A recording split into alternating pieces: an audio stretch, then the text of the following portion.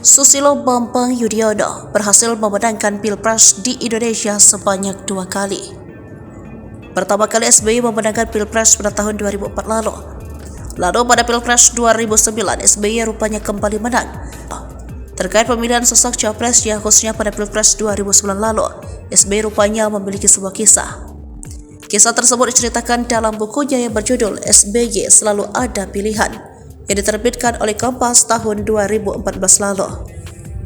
Dalam buku itu, SBY menceritakan kisahnya saat dia hendak maju lagi dalam Pilpres tahun 2009 lalu.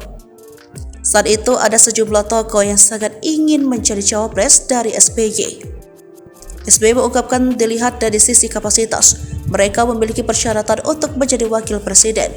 Meski demikian, menurutnya, jabatan itu hanyalah satu, sehingga SBY pun harus memilih. Saya mengamati bahwa bagian tidak saya ajak meskipun ada rasa kekecewaannya, pada prinsipnya bisa menerima, kata SBY dalam buku itu.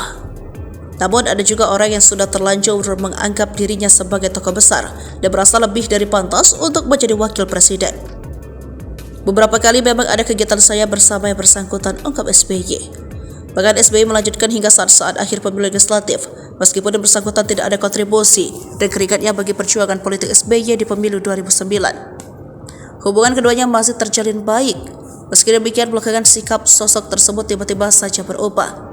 Hubungan yang awalnya baik yang ditunjuk orang tersebut justru berubah menjadi sikap yang cenderung memusuhi SBY.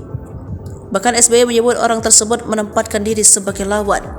Nah, secara berulang, ketika tokoh yang amat ambisius itu tidak saya ajak, langsung ia balik kanan, marah besar.